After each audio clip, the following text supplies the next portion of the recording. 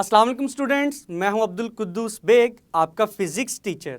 Students, आज हम chapter number 3 की एक्सरसाइज के क्वेश्चन नंबर 6 और क्वेश्चन नंबर 7 के आंसर्स को डिस्कस करेंगे। तो स्टूडेंट्स, लेक्चर को स्टार्ट करने के लिए चलते हैं व्हाइट बोर्ड की तरफ। स्टार्ट करते हैं question number 6 which states that explain the circumstances in which the velocity v and acceleration a of a car are parallel, anti-parallel, perpendicular to one another, v is 0 but a is not 0, and last case is a is 0 but v is not 0। तो students, अब हम बारी बारी इन cases को discuss करेंगे with the help of an example.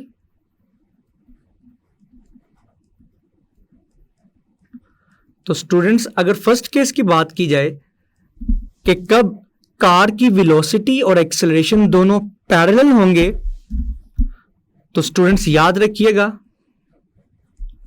When the velocity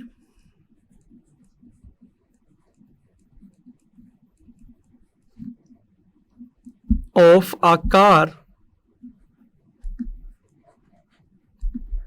is increasing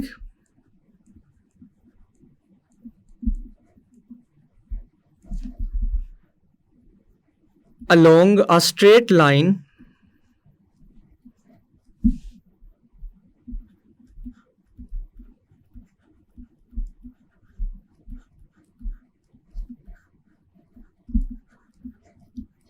then both velocity and acceleration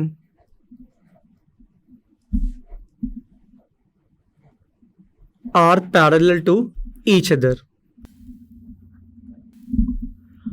For example students, car move कर रही है टूवर्ड्स राइट, तो उसकी वेलोसिटी की डायरेक्शन भी टूवर्ड्स राइट ही होगी। लेकिन अगर कार की वेलोसिटी में इंक्रीज आ रहा है, तो स्टूडेंट्स जिस डायरेक्शन में कार की वेलोसिटी है उसी डायरेक्शन में कार का एक्सेलरेशन होगा। नाउ स्टूडेंट्स, अब हम सेकंड केस को डिस्कस करते हैं, which is when the velocity and acceleration of a car anti parallel to each other.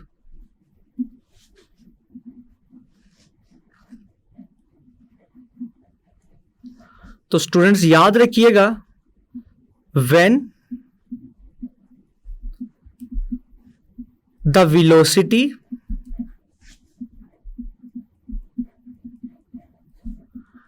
Of a car is decreasing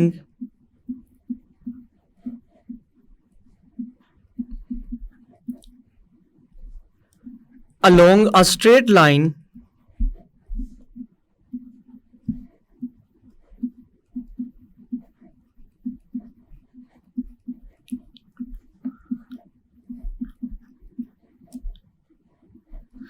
then velocity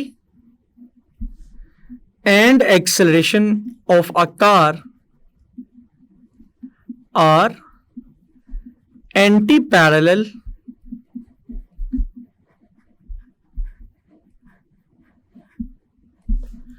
to each other। तो students, अगर car towards right move कर रही है तो car की velocity भी towards right ही होगी। लेकिन अगर कार की वेलोसिटी में डिक्रीज आ रहा है तो स्टूडेंट्स कार का एक्सेलरेशन वेलोसिटी की ऑपोजिट डायरेक्शन में होगा, जो कि आप देख सकते हैं टुवर्ड्स लेफ्ट है। तो स्टूडेंट्स, आपने देखा कि इस केस में कार की वेलोसिटी और एक्सेलरेशन दोनों एंटी पैरेलल हैं एक दूसरे के। नाउ स्टूडेंट्स, अब हम थर्ड केस को डिस्कस करते हैं, when velocity and acceleration of a car are perpendicular to each other। तो students the velocity v and acceleration a, students याद रखिएगा जब भी कोई भी ऑब्जेक्ट एक सर्कुलर पाथ में मूव करता है तो इस केस में उसकी वेलोसिटी और एक्सेलरेशन दोनों परपेंडिकुलर होते हैं। तो स्टूडेंट्स इस केस में हम लिखेंगे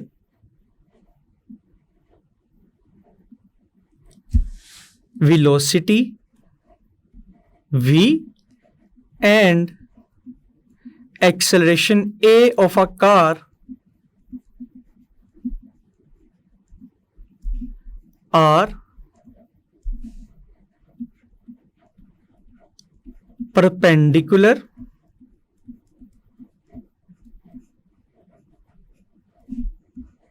to each other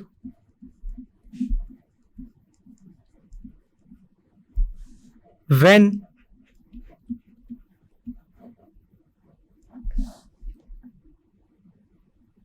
it is moving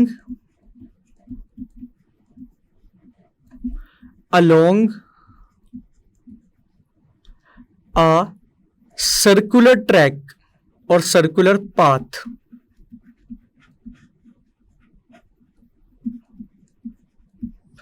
जब भी कार सर्कुलर पाथ के अलोंग मूव करेगी, कार की वेलोसिटी और एक्सेलरेशन दोनों परपेंडिकुलर होंगे। स्टूडेंट्स डायग्राम की मदद से हम इस केस को ज्यादा बेहतर एक्सप्लेन कर सकते हैं। For example students, this is the circular path और स्टूडेंट्स फॉर एग्जाम्पल इस पॉइंट पर कार की वेलोसिटी की डायरेक्शन क्या होगी? Along the tangent. और किसी भी पॉइंट पे जो कार का एक्सेलरेशन है वो towards the centre of the circular path होगा। तो स्टूडेंट्स आप देख सकते हैं एक्सेलरेशन की direction towards the centre of the circular path है, वेलोसिटी की डायरेक्शन टुवर्ड्स द टेंजेंट है। तो स्टूडेंट्स दोनों वेक्टर्स के दरमियान जो एंगल की वैल्यू है it is equal to 90 degree. तो आपने देखा कि किस तरह से अगर कोई ऑब्जेक्ट सर्कुलर पाथ में मूव करता है तो एक्सेलरेशन और वेलोसिटी दोनों परपेंडिकुलर होंगे।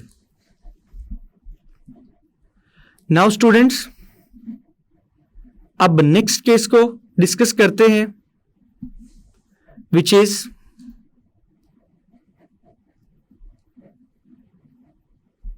Velocity is zero but acceleration is not zero. तो स्टूडेंट्स इस केस को हम पहले भी डिस्कस कर चुके हैं कि किस केस में ऑब्जेक्ट की वेलोसिटी तो जीरो हो लेकिन एक्सेलरेशन जीरो ना हो। तो students when brakes are applied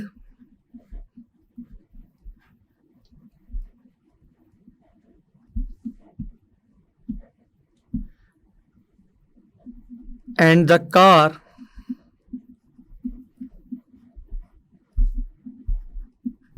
comes to rest due to the acceleration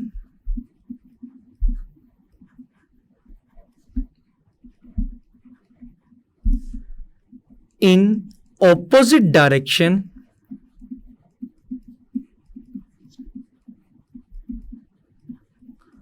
तो स्टूडेंट्स इस केस में ब्रेक्स अप्लाई करने से जैसे ही कार रेस्ट की हालत में आएगी उसकी वेलोसिटी की वैल्यू तो जीरो हो जाएगी लेकिन स्टूडेंट्स एक्सेलरेशन की वैल्यू वेलोसिटी के ऑपोजिट होगी जिसको हम नेगेटिव एक्सेलरेशन कंसीडर करते हैं। तो स्टूडेंट्स आपने देखा कि किस तरह से कार की वेलोसिटी तो जीरो है लेकिन कार का एक्सेलरेशन नेगेटिव है which is a non zero value. Now students इस स्टेटमेंट को हम एक और तरह से एक्सप्लेन कर सकते हैं कि अगर हम एक ऑब्जेक्ट को वर्टिकली अपवर्ड डायरेक्शन में थ्रो करते हैं तो स्टूडेंट्स मैक्सिमम हाइट पर जाकर बॉल की ऑब्जेक्ट की वेलोसिटी 0 होगी, लेकिन स्टूडेंट्स टुवर्ड्स अपवर्ड और टुवर्ड्स डाउनवर्ड मोशन ऑब्जेक्ट का एक्सेलरेशन ग्रेविटेशनल एक्सेलरेशन के इक्वल होगा। तो आप देख सकते हैं कि इस केस में भी ऑब्जेक्ट की वेलोसिटी तो 0 है, लेकिन उसका एक्सेलरेशन 0 नहीं है। नाउ स्टूडेंट्स, अब हम लास्ट केस को डिस्कस करते हैं, which is when the acceleration of the car is 0 but velocity is not 0। तो स्टूडेंट्स याद रखिएगा, when the car is moving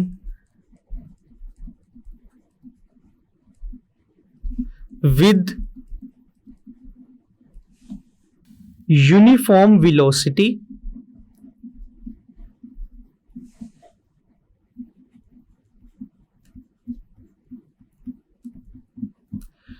then velocity of the car is not equal to 0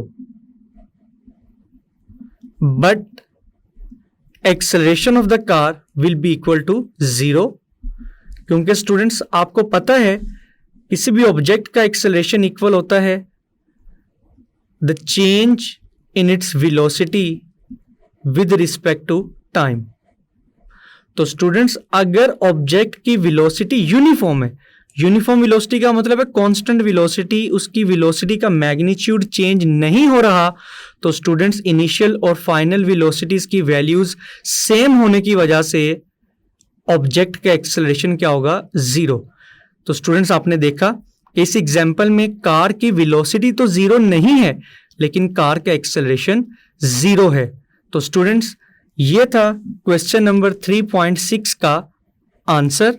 students, start करते हैं question number 3.7 which states that motion with constant velocity is a special case of motion with constant acceleration.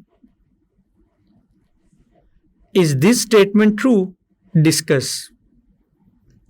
तो students, जैसा कि question को read करने से मालूम हुआ कि हमें कहा गया है कि there is a special case कि ऑब्जेक्ट की वेलोसिटी भी कांस्टेंट हो और ऑब्जेक्ट का एक्सेलरेशन भी कांस्टेंट हो। क्या ऐसा मुमकिन है? तो students,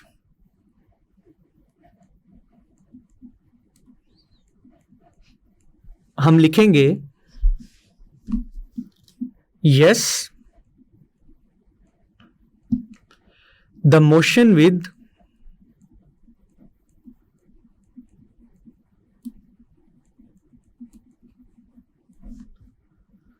constant velocity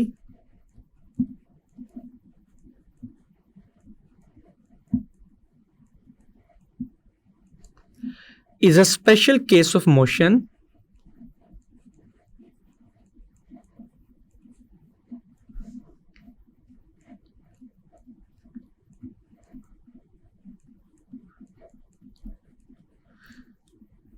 with constant acceleration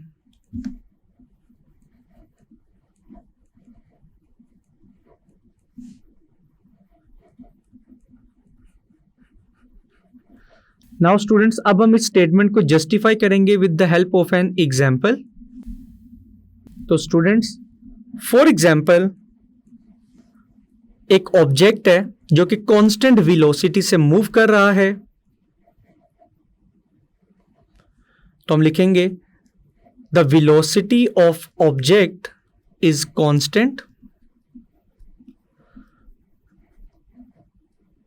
तो स्टूडेंट्स, हम अज्यूम कर लेते हैं कि उस वेलोसिटी का जो मैग्नीट्यूड है it is equal to v। तो स्टूडेंट्स, अगर हम एक्सेलरेशन की वैल्यू निकालना चाहते हैं, एक्सेलरेशन का फॉर्मूला है vf minus vi divided by t, means that final velocity minus initial velocity. लेकिन इस केस में हमने कंसीडर किया है कि ऑब्जेक्ट की वेलोसिटी कांस्टेंट है, means that it is equal to v। Final velocity भी v है, इनिशियल वेलोसिटी भी v है। तो जब हम वैल्यूज पुट करेंगे स्टूडेंट्स, तो इस केस में ऑब्जेक्ट का एक्सेलरेशन क्या आएगा? 0। तो स्टूडेंट्स पहली चीज ये याद रखनी है कि जब भी ऑब्जेक्ट की वेलोसिटी कांस्टेंट होगी तो उस ऑब्जेक्ट का एक्सेलरेशन क्या होगा? 0। तो स्टूडेंट्स क्या 0 एक कांस्टेंट क्वांटिटी नहीं? अब हम लिखेंगे here 0 is also a constant quantity, so in this case हम लिख सकते हैं ऑब्जेक्ट की वेलोसिटी भी कांस्टेंट है और ऑब्जेक्ट का एक्सेलरेशन भी कांस्टेंट है, क्योंकि स्टूडेंट्स एक्सेलरेशन का आंसर आया है 0 और 0 एक कांस्टेंट क्वांटिटी है। तो स्टूडेंट्स आपने देखा कि इस एग्जांपल में एक्सेलरेशन भी कांस्टेंट है, वेलोसिटी भी कांस्टेंट है, therefore the given statement is correct. Motion with constant velocity is a special case of motion with constant acceleration. तो अब हम लिखेंगे लास्ट पर therefore motion with constant velocity is a special case of motion with constant acceleration